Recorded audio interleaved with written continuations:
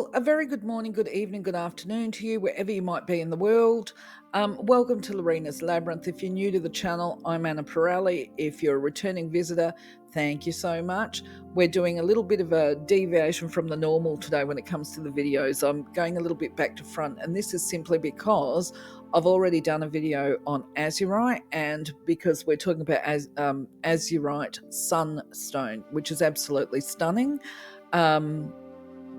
Yeah, and obviously I've got a piece, and obviously it's Australian, and we'll talk about that more throughout the video. But suffice to say, this is another long video, so fair warning here. My apologies, I do go down the rabbit hole. And for those reasons, if you're new to the channel, and if you're not, just a reminder or information that because I do have these tendencies to go down the rabbit warren, I put timing chapters in the description so you can just jump from piece to piece as to where you're interested. Now, right from the get-go, also, I'm going to say, look, I do talk about Indigenous culture here today as a cursory. Now, I may or may not be correct, and I welcome and invite correction. And if I am wrong, I apologise, because obviously I'm not Aboriginal, and I recognise I can't speak for them, and I certainly will not be an authority on it. And I'm going to be tagging the communities into this video so that they can actually make a response if I've said or done something wrong. The other thing to mention, it's just a request, actually. I'm trying to remind myself that when I put these videos up now, to ask you guys, if you find something of interest, something that you like, if I've been able to give you new information or you've found something helpful, can you just give us a thumbs up? Subscription is obviously your discretion. I know a lot of us don't like subscribing to every channel, even if we're interested in some of the stuff. If you do subscribe, of course, I'm going to be appreciative. But the thumbs up, if you found some of the content interesting, love to know what it was, leave a comment. But at the very least, a thumbs up helps to keep me motivated with creating content. But anyway, I'm going to get straight into it now. So if you have been paying attention to my Crystal Magicke playlist, you'll know that I've previously done a video on Azurite. If you haven't watched the video, that's fine. What I'm going to do is put a link in the description, because as a crystal, it's kind of standalone just on its own. It's got so many amazing attributes to it, and certainly the price tag reflects the value of it, because it's quite rare as well. So I'm just putting this image up as a reminder that Azurite in itself, stunningly beautiful, but totally different to Azurite SUN Stone, as we'll see on the next image. So what you see immediately with your eye is that while it does have that same stunning colour, we definitely have Azurite here in the same, I guess, chemical makeup that you have normal Azurite, because that's what it is, it's Azurite. The difference with the Azurite Sunstone is how it actually forms, the shape of it. And so I've put up a couple of examples here. You've got in the centre the actual sun, the Azurite sun, which is broken away from the host rock. It grows on a host, as you can see here. The image on the left is the piece that I have, hence the fact that it's not a really good photograph, because obviously photography is not my forte. But either way, that's a very good example of what Azurite sunstone looks like when it's actually sourced. Now, the host rock is Kaolinite, and Kaolinite is extremely soft. It's basically the clay that potters will use to fire to make whatever pottery it is, so they break it down into a powder form, mix it, whatever, and then form the shapes, and then they fire it. So this should give you an indication that if you've got a specimen like what I have, the Azurite sunstone has got a, what would we say, more hardy than the kaolinite. The kaolinite is actually very fragile, and the sunstone can actually break away from the kaolinite, which is what you see in the center. Now, on the right-hand side is just another image that I sourced, I think through Google, actually. I'm just checking my notes, sorry. You can see that it does grow in different shapes and forms, but it still has that sun aspect to it. Now, anyway, Just to be clear, all of the sunstone, there's only one place in the world that you can get Azurite sunstone, and that is in Australia and in the Northern Territory. And so we need to be very clear about this. And they grow underground. Okay, that's the important factor to be aware of. And where they grow is actually in what is called the Northern Territory Aboriginal lands, if you like. So it's very much part of Aboriginal territories. Now, you can see when you look at this photograph with the sunstone shapes as well, they can be quite small and clustered, like what we have on my specimen. For your information, my specimen's about 6 centimetres long, and it's got, I think, about 9 of the circular discs on it. So it's a really pretty piece. Now, the other thing was just to draw your attention to the potential prices that you might pay. So I'm kind of doing this video back to front. I just checked my notes, and what I see is the image on the right is actually massive. It looks small here on the photographs, but it actually weighs about 2.5 kilos. So to put this into perspective, I did weigh mine, and I can't remember what it weighs. I think it's about 250 grams, okay? So try and think about how big those Azurite sunstones are. They are enormous. I would also say that on that big 2.5 kilogram one, they don't really look so much like the sunstones. They're kind of like big balls, really, but they're still sunstones. They're still attached to the kaolinite, and I think the smaller one, when you look at that, I'm talking about the image on the right, you've actually got 3 of the discs, and it is the smaller disc that appears to have more of the sunstone shape as far as I'm concerned.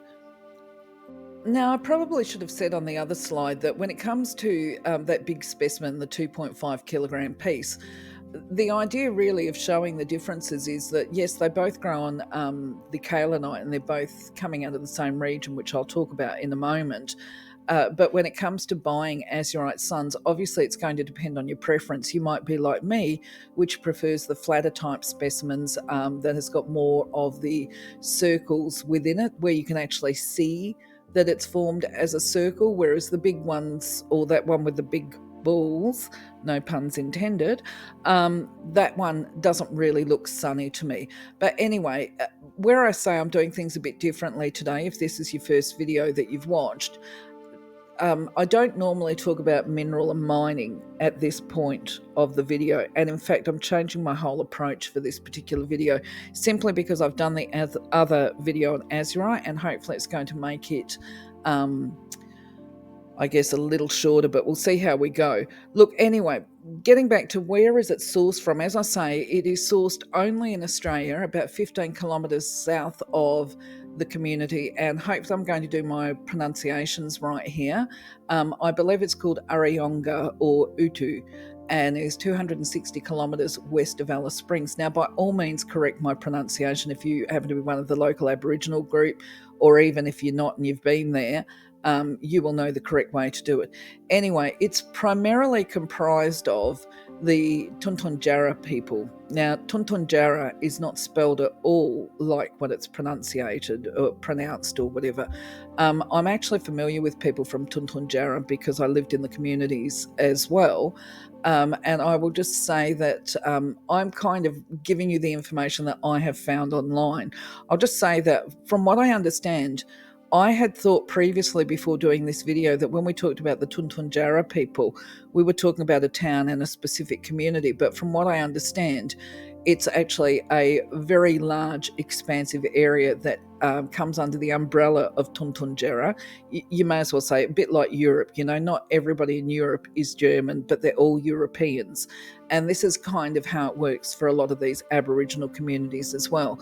There's an overarching group, and then there's the community groups beneath that. So from what I understand, it is Tuntunjara, and they the subgroup where sunstone is sourced is basically, what are they called, the Malbunka people. Okay, so there's a bit of a story about this, and I'm kind of having it in a debate as to whether or not to share it with you. And this is because you know, in the first instance, Aboriginal people are pretty clear that if it's not your story, don't tell it, because you might tell it wrong. and they don't like that. Fair enough. Nobody likes being talked about and having a misimpression given about them. I think it has relevance for when we talk about whether or not minerals are ethically sourced in these types of areas, though. So, to put this into perspective, what I know about the Tuntunjara people, because they're desert people, and as I say, it was only a few people that I met that came into Kalgoorlie from Tuntunjara, because it's such a remote area. And when we talk about Aboriginal lands and countries, they actually cross states a lot of the time. A lot of people don't realise that before the Westerners put the boundaries in between, say, Western Australia and Northern Territory, there were Aboriginal countries like Tuntunjara that crossed boundaries. So Kalgoorlie is actually, I believe, the closest town to the Tuntunjara community. And so quite often they would come in and out of Kalgoorlie, and this is where I met them. And I will just say, from my experience and understanding of being around people from Tuntunjara, the town, the community, they are deeply attached to their cultures. They hold on to their traditions, potentially because they're so isolated. So, if you ever have visions about what an Aboriginal person might be or is or whatever, the people in these remote areas tend to be the people that meet those, I guess, descriptions. Or at least if I go back, say, 20, 25 years ago, they still had their men's and women's business, and they still had their ceremonies and all of this kind of thing. Anyway, just wanted to make the note here that the ones that I met were absolutely giant. They were very, very tall people. So once again, this slide is dedicated to understanding the area and the region of where it's sourced, because I think a lot of this, okay, for me, when I find this kind of information out, it helps me, I guess, to identify what it is that I'm feeling and seeing when I'm looking at a crystal, which is basically using my intuition to establish what the metaphysical properties are of it. And this is very important too, I believe, to being at least correct, or as correct as I can be. None of us are ever going to know everything about everything. That's the bottom line. But I can at least try to be accurate in the information that I convey. So I've done a bit of research on where Azurite SUN Stone is found. And to be clear, I could go back to the guy that actually gave me my little piece. Well, I say little, but it's actually rather large as far as specimens go, and one that I'm really happy to have. However, I'm aware that he's out bush. I'm pretty sure he's out bush at the moment. And when I say out bush, of course, that's an Australian colloquialism. That means he's actually out in this scrub type area at the moment, pulling up sunstone, I believe. I think he goes out for a couple of weeks at a time and then he comes back. Anyway, where I'm going with this is I haven't managed to get this confirmed from him, and if this is how it relates to his sourcing of his sunstone. I'm just going to call it sunstone from now because it gets to be a bit of a gobful. Anyway, what I found online is that the Malbunka copper mine is actually where the sunstone is, and the sunstone is, I guess, a byproduct or just something else that is found on that land. Anyway, it's called the Malbunka copper mine, and it wasn't always called the Malbunka copper mine. We'll talk about that in a moment. It's operated under the Aboriginal Land Rights Act of the Northern Territory, which was, I believe, put into place in 1976. Now, I have not been able to establish right now, at the time of doing this recording, who the licensed mine site operators are. I don't know how many there are, and it would actually be quite helpful to know this, to establish, for you, if you're looking at buying some, to establish the legitimacy of the person that's selling it to you, and whether or not they're being stolen and sold by illegal traders, because that does happen sometimes, especially in these remote areas. Anyway, what I will just say is when we talk about ethical sourcing of materials from the land, in the early days, there was a lot of faux pas with this project. And what I was able to see was in the 1950s, this is when sunstones were found, and it took about 11 years before they could start mining. And when I say that there were faux pas, this was not because people were being deliberately or intentionally inconsiderate to the local Aboriginal people, but they didn't understand the cultural traditions. And so what they did was they named the original mine the Namatjira Prospect. I'm open to correction here, okay? Now, I believe most people in Australia probably won't know this. Perhaps even the younger generations of Australians won't know this as well. But Albert Namatjira was an Aboriginal activist, and I would imagine having a little bit of empathy towards the initial miners, or the ones that want to get in and do the mining, that they thought by naming the mine the Namatjira Prospect, that would be a sign of respect to the indigenous people. However, what they were looking at when they gave the mine site this name was they were showing respect to all Aboriginal groups, a bit like saying, yeah, look, let's not get into it.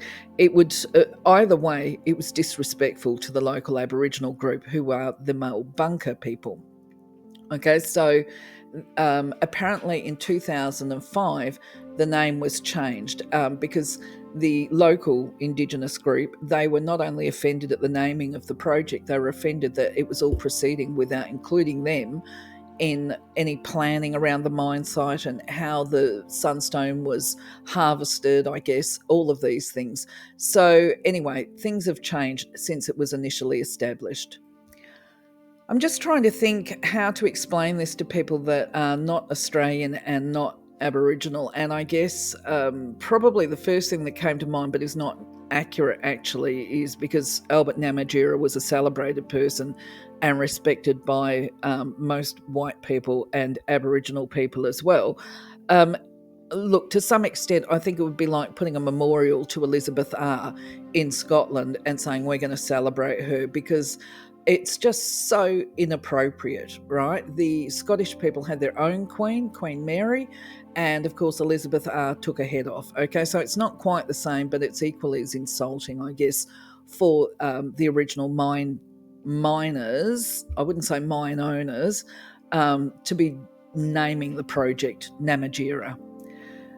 Now, to support the ideas of ethical sourcing of the mineral product, I'm just going to give you some fair warning here. And this is really important if I've got Aboriginal viewers, and I may well do, okay? Because at the end of the day, we're talking about an Aboriginal community. We're talking about a product that is sourced in Aboriginal lands. And so there may well be Aboriginal people that will watch this just to see what this white girl's talking about and whether or not she's talking codswallop or whatever. So I need to give them fair warning at this point in time out of respect to their cultural traditions. I'm going to put up a photograph in a moment, and it's going to have images of Aboriginal people. Now, I don't know their names and I don't know if they're deceased, so please be aware that there may be deceased persons on the next slide. For those people that are not Aboriginal, this cultural tradition is, I believe, and once again I'm open to correction, where Aboriginal people need to be fair warned, because they won't look at images and they don't use the person's name, I believe, at least during the mourning period when the person has recently passed away. And this is because apparently it's supposed to interfere. Well, I say I'm open to correction, it's supposed to interfere with their capacity to find rest. So anyway, having said that, putting that out there, let's have a look at the next slide. So according to my online research, it was after 2005 that the Malbunka mob became included in the whole mining process. Now, just to be clear too, I don't think that the Aboriginal folk use the word clan, because I think that's a Western term. I think for them it's a mob. Anyway, so some of the mob were installed as managers of this land, working with the local miners. Now, just to put this into context, when you look at this image, it would be fair to assume that the Aboriginal folk are not real excited about this. None of them are beaming broadly at the camera. But the thing is too, that from a cultural perspective, once again, it's actually not part of their culture to smile at the cameras when they're in these photographs. So I'm led to believe. You might be able to correct me.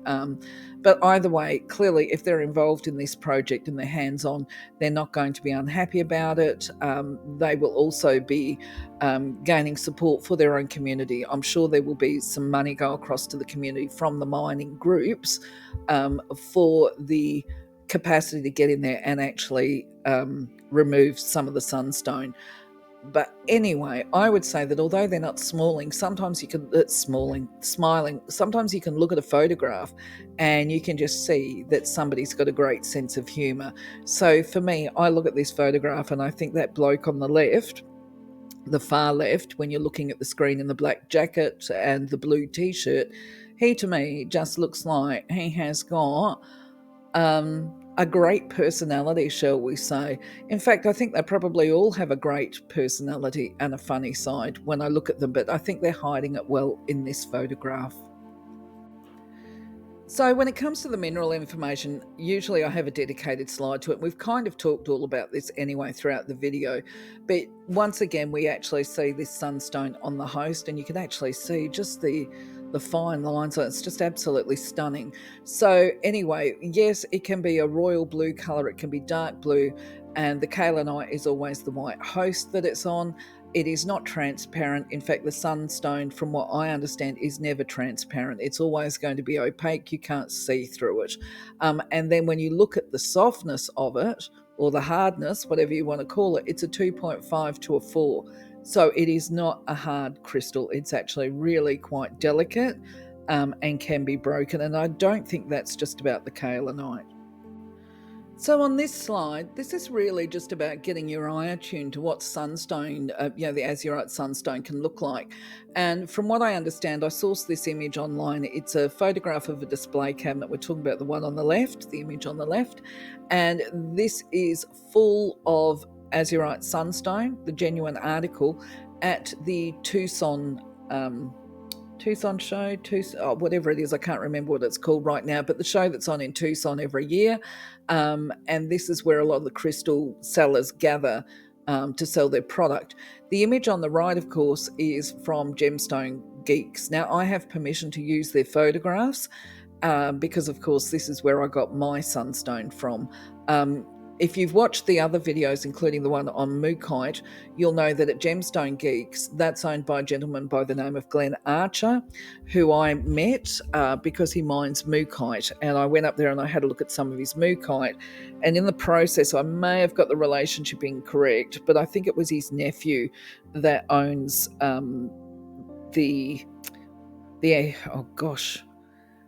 Amazonite sunstone. I'm stumbling over my words. At least he's got a mining lease at Malbunka and he mines them. So, of course, yes, he will be out there probably at the moment. And I think I'm repeating myself here. But either way, look, this specimen that Glenn is holding up, I'm pretty sure that's his hand, is magnificent specimen. I mean, that is a huge sunstone.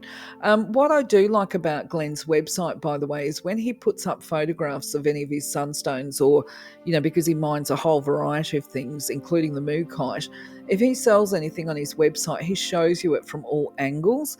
So you've got a very good idea about what you're purchasing. And also they pack them very well if they're sending them out. Just be aware, though, in the first instance, I'm not paid to promote this, and I have to say this, I had to apologise to Glenn because when I did the Mookaite video, I said to him, look, I have to say that you're not paying me or anything like that. I don't want you to, infer from the fact that I say this that I'm hoping you're going to pay me, because that's not the case. I'm kind of bound by YouTube to make sure that people know that I'm not being paid anything or to be perceived as promoting any products or endorsing them or whatever. However, at the same time, I think I'm a human being. I've got a right to an opinion. You're going to be able to source Azurite sunstones from many different places. As I said, I don't know how many people have the lease, but I have been to his property and I've actually seen the product. And so therefore, I think it's fine for me to turn around and say, look, I saw it and it looks great. And I also know how he operates and that kind of stuff because I asked him when I was there. I was very interested in how they operate. But the other thing is too that I found his premises, which you can only be invited to, because I was looking online for images of Mookaite and I didn't realise he was a miner at the time because I didn't read the website. But look, either way, I suggest if you're interested in Australian minerals that you take a look at Gemstone Geeks website and you'll get a fair idea of what is out there. Moving on. So, of course, when it comes to the zodiac and astrological links between a crystal, in this case azurite, I don't know so much about the kaolinite. It's associated with the Aquarius, the Sagittarius, and the Capricorn. I'm going to put in allegedly, because if you've watched any of my videos, you'll know that I'm actually pretty, I guess, disconnected from the idea of saying that a crystal works best for people of a certain sunstone. I'll just take the advice of other people on that. I'm a firm believer that if you feel drawn to a crystal, then that is the crystal that you should be working with. And don't let your star sign stand in the way of that. But look, my understanding is too that when people make gosh, I'm stumbling over my words again, recommendations between the star signs and a particular crystal, it's because it's believed to strengthen or balance any of the vulnerabilities associated with that star sign. So, Capricorns can be very earthy, I guess. This is what we would look at. So, for a Capricorn to be working with Azurite, I would imagine it's a case of opening their minds to something more than just the day-to-day grind. Aquarius, on the other hand, well, they can tend to go off with the fairies, with all respect. I've got a daughter that's one. And so it can actually be quite grounding for them as well. And I suppose also encourage them to embrace their gifts. Sagittarius, of course, they can be a little bit fiery. They like a bit of a fight and a spat every now and again. You can find them quite often in roles such as police officers or law enforcement, because they can be quite authoritarian. So perhaps the idea of them working with Azurite is to actually balance the power, actually between masculine and feminine. I just realised that as I was talking about it. Now, rather than repeat myself, seeing as I've already done a video about Azurite, what I've done is, because Azurite Sunstone incorporates the benefits of the Azurite stone itself as well as the kaolinite, I've just copied this slide over from the Azurite video, and I'm not going to do the physical and emotional benefits. You can go and check out the Azurite video on the playlist. As I said, I'll put a link up. But if you just take a moment to scan through this, you'll see that it is a very high vibration, powerful crystal that allows you to access a lot of, I suppose you may as well say, the magic. It's a magical stone. Lots of magical properties. And it's also got that connection to the ancient wisdom. It's grounding. It links the physical with the spiritual, that mind body spirit connection. So I guess in many ways it's a stone of unity. But anyway, instead of talking about this, as I said, you can go and look at it on the other slide, on the other video. Let's talk about kaolinite. Well, not just kaolinite. I'm going to talk about the attributes of sunstone as well, in that you've got sun patterns. It's not just azurite, it's got sun patterns on it, and it's got culture connected to it, which is one of the reasons why I've been talking about the Aboriginal folk too. Is so what I'm going to explain is, if you buy your azurite sunstone on the kaolinite, there's going to be additional strengths, okay? And these strengths are going to strengthen many of the azurite attributes as if they needed them, because it's such a powerful stone anyway. But we could say to a large extent it magnifies the azurite attributes, particularly when it comes to connecting to the higher realms, the higher self aspect, and connecting to the guides, the light beings, and even the earth elementals and Mother Earth. Kaolinite, just as a standalone, is believed to help a person navigate the terrain of the physical existence, to remove the blockages on the path, all of this, and to remain upbeat and positive in the face of challenges. So yes, kaolinite without the azurite is often used in ritual magic. So if you were to look at, say, Aboriginal folk when they do ceremony, I'm talking about Australian ones, it's different throughout the world, but I think face painting is quite common practice. I'm pretty sure that with the Aboriginal folk, at least the Malbunka, they probably do the face painting with the white kaolinite, because it's supposed to support the sacred energies. And then, stepping away from the Aboriginal folk for a moment, it's actually believed to balance the base chakra and to help a person feel more safe and more protected, which of course the Azurite offers this as well. So the other thing too is, when you're talking about the sunstone on the Kaolinite. For me, because I reflected and I tried to get my guidance come through to give me information to actually put out there, because I don't think there's really a lot of information that, I shouldn't say with accuracy, I'm not sure of the right word to describe it. Let's just say I think there could be comprehensive or more comprehensive explanation of the attributes of the sunstone. So what I kept getting or visualizing was actually the whirling vortex of energy, which to me reminds me, it's got a couple of messages. It is the wormhole, if you like. That could be tunneling, transportation. It could be astral travel or astral projection. I'm not going to go too far into it, but there's the reminder also of cycles of life, that life is this ongoing cycle. It's not just about the physical existence, that there's past lives and that there's future lives, and that we create karma in our daily life today, and that karma could be positive or negative based on the actions that we take today. Now, there is something very much about the vortex, and that is in the back of my mind, that is so important, and I know that I've got to speak to it, and I'm obviously not talking from a transcript here. What I believe it is that when you're attempting to manifest and you want to bring magic down, you've actually got to create a kind of energetic, I don't know what they call them where you are. Let's just say tornado. Everybody knows what a tornado looks like. It's kind of a funneling whirl of energy. And this is kind of the same for these vortexes, or what I might call a wormhole. You can let me know what you call them. I'd be quite interested in it. But anyway, this is what I keep seeing. And when we talk about bringing culture into this, actually, I don't think I can talk about what Aboriginal people have told me, but I get certain things come back to me, and it makes sense that, let's just say, it's very empowering, very powerful.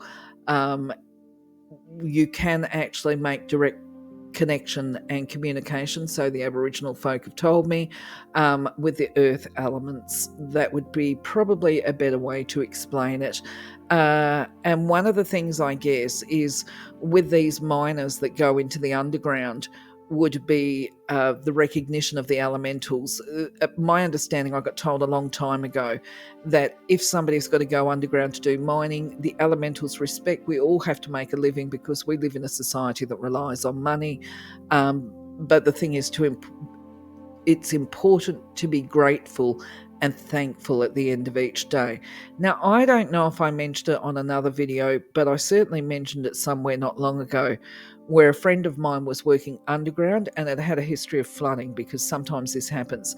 And when the walls break and floods happen, people die, there's loss of life. So when I learned this story about acknowledging and respecting the elementals when they go down, I'm talking about the miners going down the hole to work, especially at this particular mine site, just an acknowledgement, a respect to them. This is what I passed along anyways, where I'm going. I told the person that was going down the hole on a daily basis, just to give a nod to the elementals and thank them in advance for the protection they offer each day. And, just I appreciate you for allowing me to work and take away your materials, stuff like that, whatever way floats your boat, to have that conversation. And then at the end of each day, as you walk out the hole, you give them a nod again and thank you very much. Now, the reason I'm mentioning this is because I think of the vortex when I think about this conversation. And I also remember that after he left, about 4 weeks after he left that particular mine site, there was a flood and cave-in. There was no loss of life, thankfully. But of course, when you get a flood, that kind of lays everybody off work while they fix up the problem. So just to mention, they're probably miracles, actually.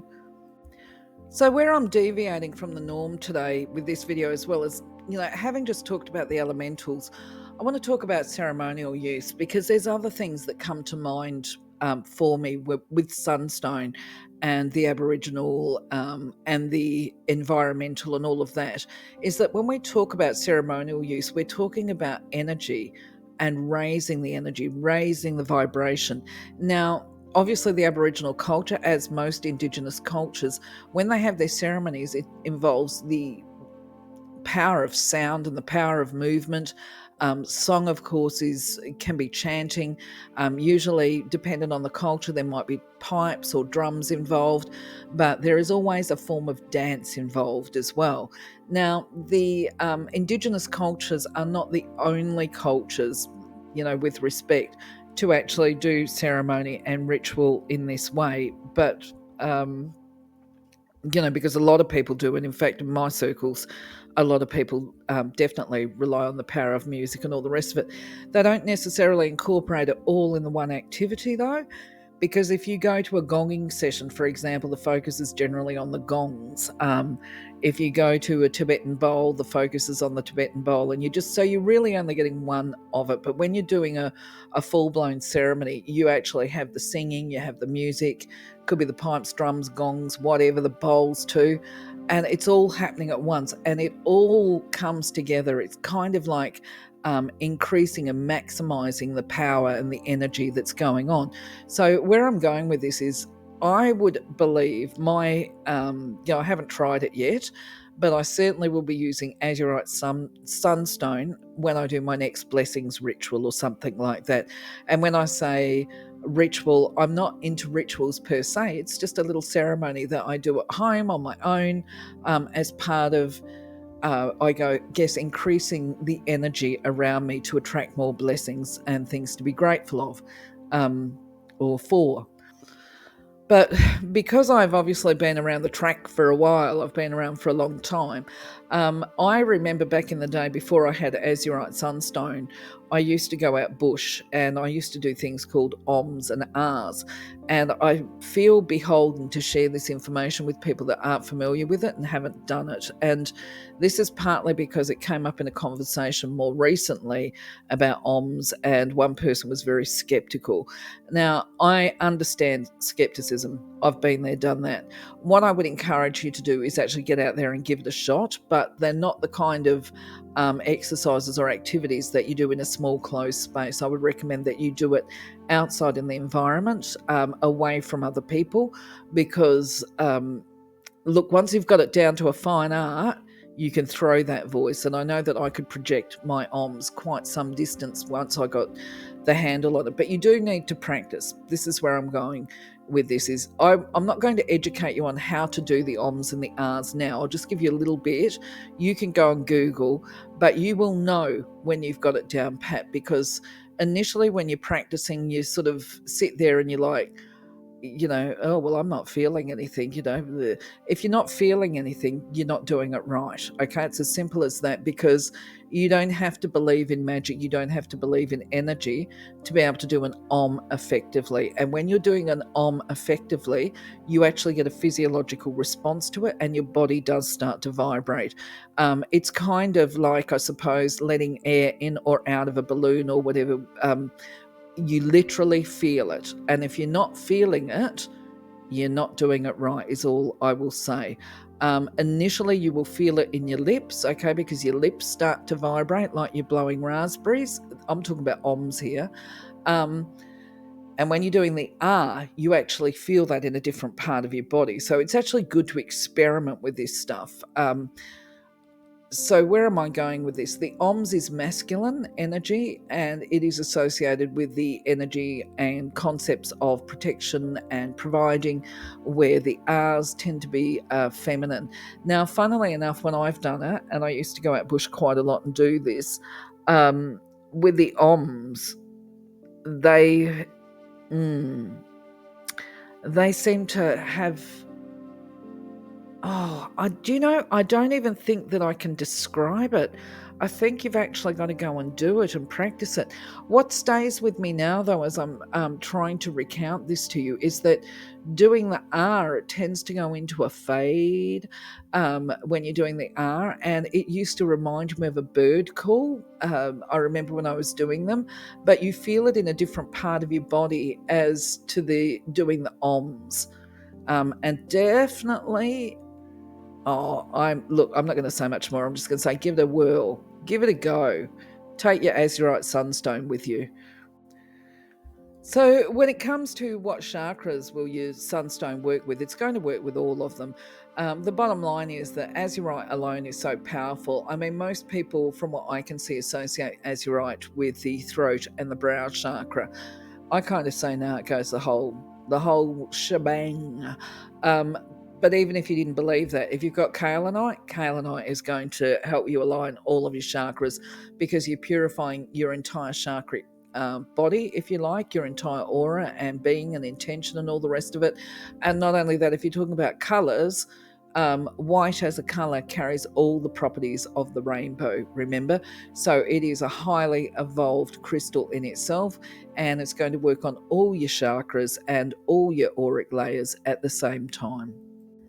So I've already given you some tips about how to use sunstone, especially for ritual and ceremony, but there's other ways that you can use it. You can use it for meditation, you can use it for healing purposes if you're a metaphysician or a treatment or a person that does energy work treatments. You might want to put some in your healing room. You could hold it, but I'd be very careful when meditating with it because obviously it's so soft. And don't forget that when you're holding stuff in your hands can get sweaty if you're meditating for quite a while. And because the kaolinite is so delicate, you actually might want to be wearing some cotton gloves or put a piece of fabric between your hands and the kaolinite would be a suggestion. I have noticed that when I first started doing the transcript for this video, which was a while ago, I did see that there was sunstone jewellery around, but I can't find any images of it today, which actually I'm really glad about because to be able to get a sunstone without kaolinite on it, that means it's either got to be broken away or by itself or helped. And obviously my preference is to have kaolinite with to have the sunstone with the kaolinite attached, which makes it completely unsuitable for jewellery. I would even say that unless the sunstone is protected in something, it's not going to be suitable for a pendant either. You wouldn't be wearing it as bracelets. There would be such a risk of breaking it because it is so soft. What else can I say? I did put it up here as jewellery, but I've got an inner debate about that. I think the jewellery that I've seen, it's like it's behind some kind of perspex covering or some kind of hardy shell that protects the not the kaolinite, the sunstone. This enormous image I also sourced from Gemstone Geeks from their website. And just a reminder, I'm not promoting them for any financial gain or anything like that. I'm simply showing you what's out there and where you might be able to get it, because I don't even know how much he's charging for that, but I would imagine it's a pretty penny, more than a pretty penny, actually. I have to even wonder if that's a museum-sized piece. So when it comes to the messenger aspect of Azurite sunstones, I actually believe there's many of them, and it would be a case of meditating with it to get those messages for you. It would be very personalized. As I mentioned before, I think for me, it's about the vortexes and the reminder that life is both magical and cyclical, and that we as individuals, that is you and me, are far more powerful than we think we are. And it's just a matter of actively getting out there and doing things and practicing things and fine-tuning our gifts. And now, of course, when we start working with higher energy, just a reminder that we would be, well, in fact, I would say absolutely. I'm not even going to say we would be wise to. I would say call on the Creator first to ensure that you are shielded from anything less than the highest vibrational light beings, and to work on your purity of intent.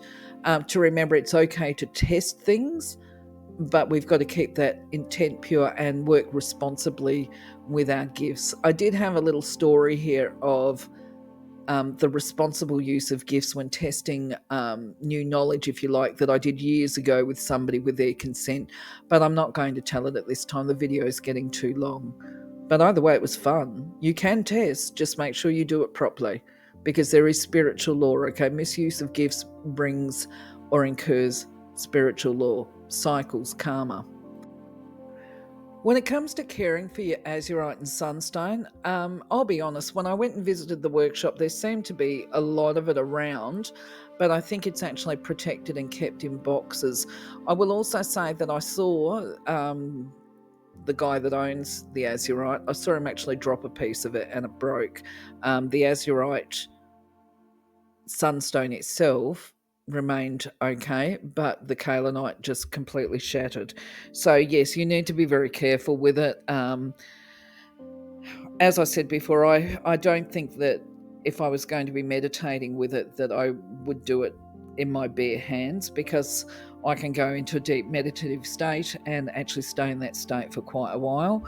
And so I would be concerned about oils and perspiration perhaps from my hands getting onto the kaolinite and softening it, deteriorating it. The piece that I've got at home at the moment, I now keep in a glass, behind glass, shall we say, so it doesn't get dust on it as well, so it's quite well protected. I might bring it out to use it though. I actually haven't sat down and meditated with it and tried it in any way, shape or form yet. It's just there as a pretty object for me at the moment. Definitely it's not going to cope with water immersion, I can tell you that straight off the bat. So yeah, you would need to, I think, be very, very careful with it. When it comes to keeping it in peak condition, probably rest it on some polished selenite if that's what you're into. You might get into the saging though, if that's your kind of thing too. So, I mean, I don't know. How would you, I'll just put it to you, how do you think that it might cope? There's so many different ways of doing energy clearing and that kind of thing. I think my fallback option is always selenite, polished selenite, because it's so easy. But anyway, look, I'll let you contribute your own thoughts here. And speaking of contributions, I invite and welcome any comments about anything that I've loaded here, especially if I have been incorrect in some ways. Anyway, moving on. As always, this video has gone for far longer than I intended it to, but at the same time, it is what it is. If you made it this far, I'd like to just say, look, thank you very much for being part of my journey. In the meantime, take care of yourself. Have a wonderful day, blessed week. I'll catch you on the next video. If you've got any questions or comments, of course, leave a comment and I shall respond. Take care. Bye-bye for now.